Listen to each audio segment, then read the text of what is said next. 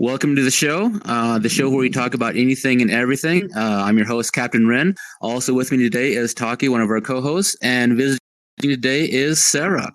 Today we are discussing or interviewing Summer. She has an amazing story to share with us about her rescuing a horse and how that has in many ways rescued her in turn. So without further ado, we'd like to introduce Summer. Summer, would you like to introduce yourself? Hello, I'm Summer. I'm 20. I turned 21 in September. Excellent. So tell us a little bit about yourself and what do you do for a living? So I've always had a fascination with animals, and an opportunity came up a few years ago to start working at a ranch that helps kids. They help kids learn how to ride, regardless of their ability to pay. So in other words, we did work and we got to ride. Little did I know how much that was going to change my life. So it's kind of like no matter how much money or how little money you have, they can always come to you and ride and stuff like that. Basically, yeah. Excellent. That sounds cool. So tell us about this amazing story you have to share with us about you saving this horse. Well, about 2 years ago, we received a horse on the farm, and she was in pretty bad condition. Her previous owner beat her. She was starved to death. She was in her stall, and I was there from the moment we got her. We went to pick her up at a farm. You couldn't. If you put the rope around her neck, she would sit there and tremble. She would try to run away from you in the stall. She was just scared of everything. Aww. But I looked at her, and she looked at me, and we saw each other. Like you kind of bonded. Yeah, we bonded. You'd also shared that you had some previous experience where you were going through a rough time too, weren't you? Yeah. I was going through a rough time because I was sexually assaulted. That was a whole interview with the police. That was fun. Not. But we both me and the horse were struggling. Obviously, I had PTSD from that. She had PTSD from her past. And we looked at each other and we saw ourselves. I went into her stall knowing very well that she could hurt or kill me, but I knew deep down that she didn't want to. She wanted to learn how to trust again. So you went in there still knowing you could put your life in. Yeah. Yes. So you couldn't, but you knew very well, like you said, you could put your life in danger. Wasn't that scary at all, or was it just a decision? And I had no fear going in there. I had no fear going in there. Especially when you had that first contact and you just had that instant bond, so you seemed like you pretty much knew what was going to happen ahead of time. Yeah, pretty much. They say things about horses. Chestnut mares especially. But she's beautiful. Randy, if you could put the photos in here in the video to show what she looks like. She's amazing. But I would go into her stall every day and groom her, brush her, just show her love. She would tremble with each brush stroke. When things got overwhelmed, she would start to move. When that happened, I would back up, give her space to show that I respected her. Not that I was scared of her, but to respect her. When she calmed down, she would stop and she'd look at me, and then would start over. Slowly, she started to learn that I wasn't going to hurt her. That I was there to help her. I would lead her around the farm, just getting to know her. And eventually... But what if I may ask, why that horse? I mean, how many horses are there where you... On the farm currently, we've got like 20. We get them... Horses come and go, but we have in between like 10 and 20 at any given time. But were all these horses rescues? Yeah. This one was a rescue. She was a special case. Okay. So I can see why you bonded with her, even though there are other horses. Like, you put all your energy into this one. Yeah. She's not the flashiest one around. I mean, she's mostly chestnut, but it's a gorgeous chestnut. And she's well built. Absolutely, yeah.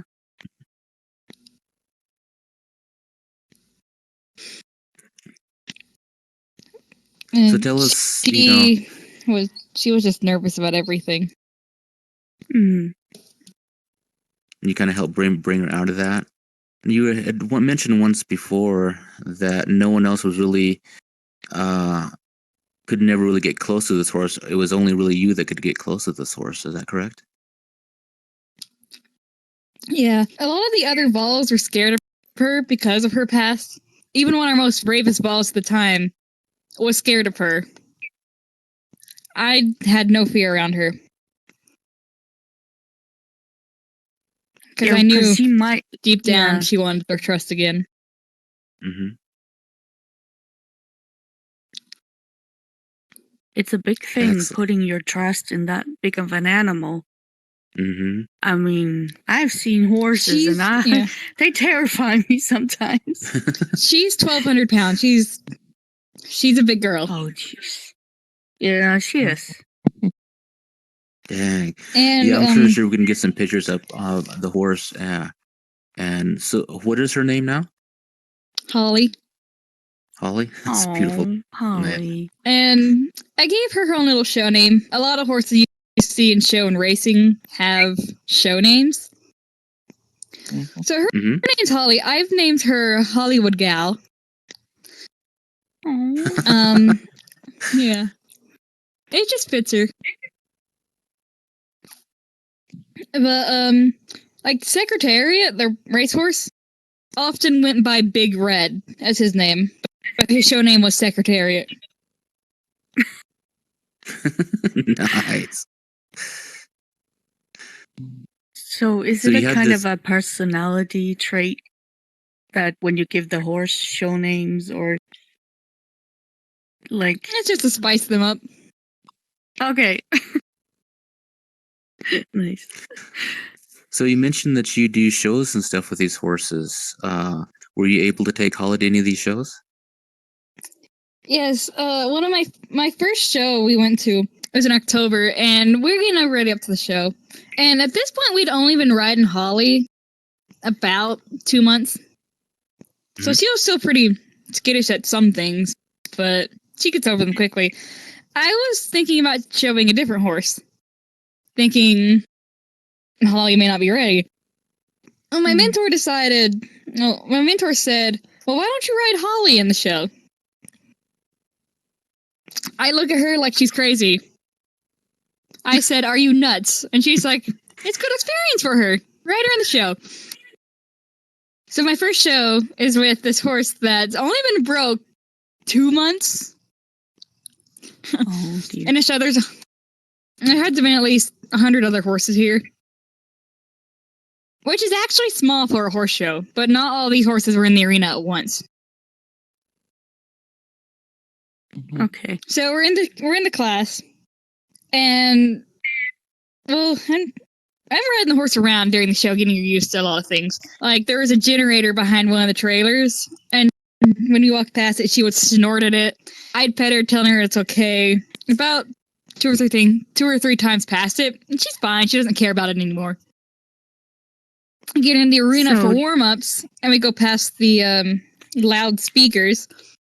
Snorts past it a few times, but afterward, she didn't care about it anymore. She's like, oh, it's not going to hurt me. It's just noise. So the snorting, is that kind of her saying, I don't like this? Or is it an angry kind of? Okay.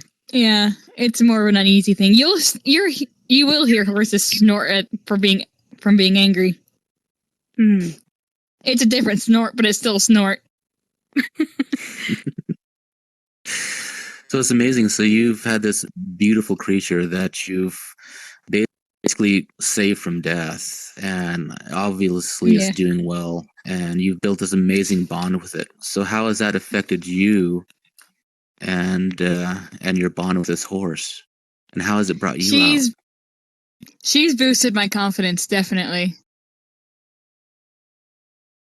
I had to be her confidence for the longest time. So even if I didn't have it, I had to fake it for her, for that horse. Mm-hmm. But I never once was scared of her. I mean, obviously, when I'm riding her strength. Yeah. When I'm riding her, she looks back at me, just make sure I'm all right up there. She takes care of her riders. And we've used her in lessons. We've used her in lessons.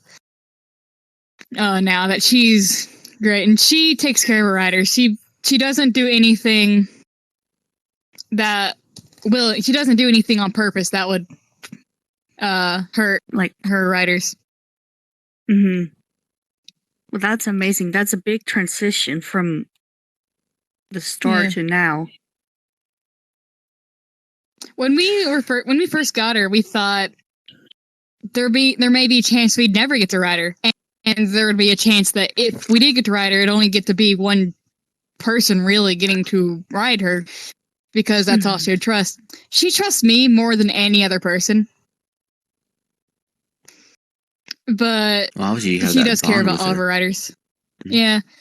Took her out riding bareback. The other two girls had saddles, but I was riding bareback because I was too lazy to get my saddle out. They wanted to run across the field. So I'm facing this direction. They're facing the opposite direction. They're already starting to go. Holly turns around slowly, and kind of points her ears back at me to make sure I'm okay. And she was waiting for me to give her the signal that she can run. And we were just full galloping across that field. It was an amazing feeling. Nice. Isn't that hard to ride bareback? You get used to it. Okay. Actually, riding bareback, it helps your legs because it helps you sit better. It helps you learn how to sit better in the saddle. Because if you're comfortable, your horse is comfortable. Mm-hmm. So it helps you feel how you need to sit, and in turn, how to sit in the saddle. So one thing you'd mentioned too is this organization you work for. They help a lot of people with problems and stuff in their life, and having that animal-human interaction is one of the things that helps bring people out. Do you have any stories, or how does that work? Definitely. We had this little girl. Her name was Ellie. She comes over to the farm a lot. And she was riding this one horse, and that horse would always give her trouble. We actually put her on Holly, and her confidence changed. It's about really to find the right horse with the right people. Mm-hmm. Yeah. And we've seen people's confidence go from a timid little rider to being one of our best riders ever. Oh, nice. Mm-hmm. Because I know that connection between an animal and a human can be magical and so therapeutic in so many different ways. Yeah. She is my therapy horse. So do you you're an instructor to it here, and how is it being an instructor? I'm not really an instructor. I do more behind the scenes stuff, but the kids look up to me, so I work more with them with the horses, and they usually the kids usually have their favorite instructor. The kids love me for some reason. Nice. So they usually figure it out when I show them. Mm-hmm. That's excellent. So, you have, like you say, there are organizations out there that has these you can ride like yours, and do you have any advice to people who wants to join this kind of community that might have handicapped kids that could benefit from this? They're called PATH certified therapeutic riding centers. If you look for them, they're out there. I volunteer. The one I work at isn't PATH certified, but we're working on getting PATH certification. But yeah, there are places where we can get like people in wheelchair up on horses using a lift and put them on the horse, and it helps. We've seen people go from being wheelchair bound to actually being able to walk from riding on horses, believe it or not, because it helps strengthen the leg muscles. Yeah. Oh my god. Oh, that's amazing. So what other stories like this have you experienced? I've worked with a kid. She had Down syndrome, and she was really timid, didn't want anything to do with the horses, till by the end of the session, she was doing everything by herself, grooming, tacking up, getting on the horse all by herself. Oh, that is special. Yeah, that's precious. Yeah. I mean, it must give you a lot of confidence as well to see that what you're doing is helping other people as well. I can only imagine that. How do you see it? Like, it's life-changing to see something going on. You really can't describe it. You really got to be there and see it, and it's hard to describe. Yeah. So, one other thing too, for some of our viewers are probably not used to being around horses and stuff like that. What piece of advice would you give to someone who's never been around a horse? If you're around a horse, you've never been around a horse,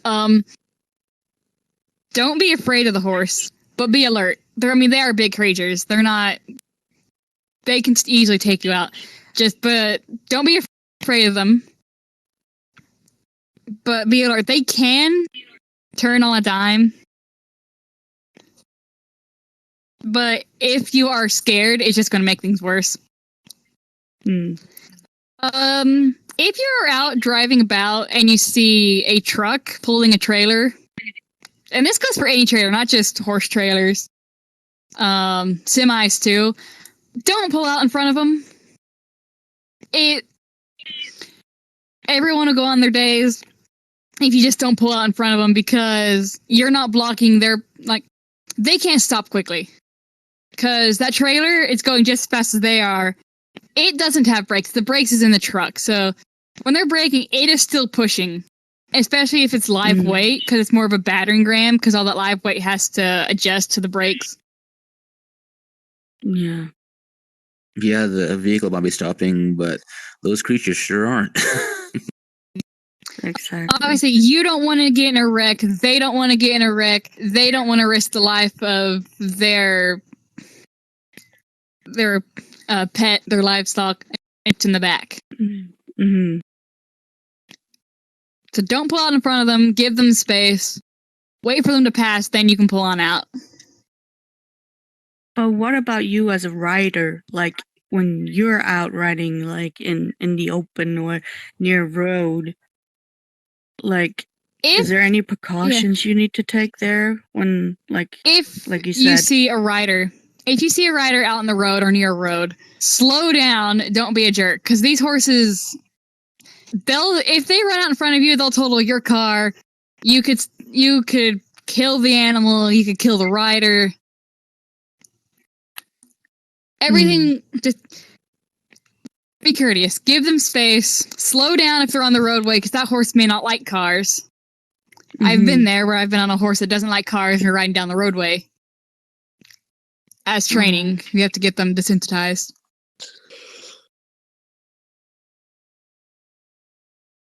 Slow down, give them space. Do not be an idiot who revs their engine, wails in their horn, and then throws a cigarette butt out on the horse's butt. That actually happened to us. Oh, thankfully, all the horse did was side pass. Yeah, it happened to us. So y'all have been warned. So obviously you've gone through a lot of stuff in your life. You've gone through some pretty hectic trauma. You've seen some amazing experiences in your life, some amazing transformations. To someone who might be watching that might be going through something similar, what piece of advice from your life would you give them? Don't give up. Fear will consume you. Don't let fear control you. Go find a horse and ride it with permission. And you seem like such a very strong person too, and so I think that's probably one of the best pieces of advice you can give someone. And of course, another thing too, especially the therapeutic nature of animals. Go to your local shelters, adopt, find a piece of your other family. By going to a shelter and adopting an animal, it brings comfort into your life and it saves their life while you're at it. It gives you a sense of responsibility because now you have something to look out for. Mm-hmm.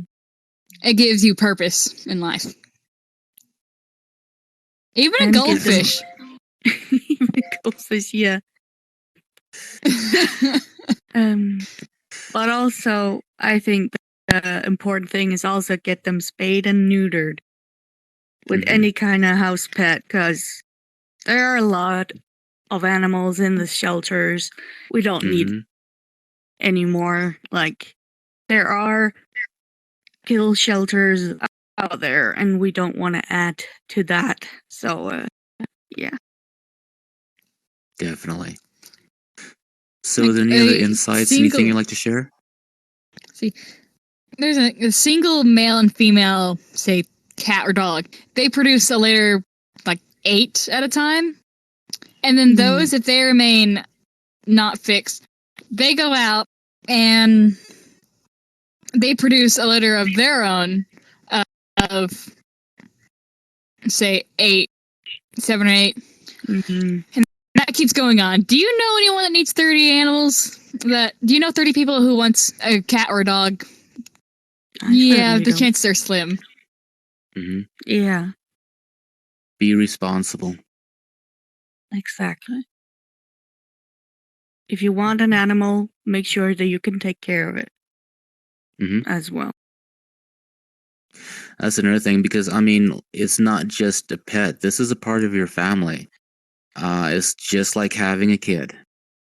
And if you're not ready for that responsibility of actually caring for another living creature, same as if you're not ready to have a child, it's the same principles.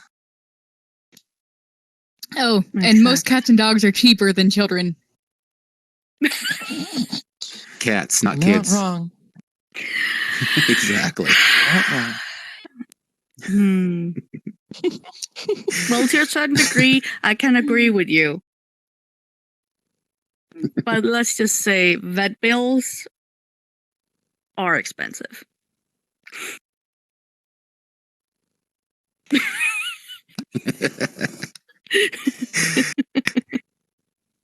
I don't know.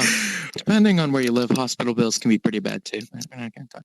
This is true. True. Well, excellent. That's why I said most are cheaper than kids. Most are cheaper than kids. True. Well, excellent. Anyway, it was so amazing to have you on. We hope to have you again. Is there anything else you'd like to share with everyone? I don't think so. I pretty much got my points thanks out. so much. You have anything you'd like to add? Toki, would you have anything you'd like to add? I would just say thank you for the amazing job you do. Teaching, writing, special needs, everything. You are amazing and you do amazing things. So keep on doing that.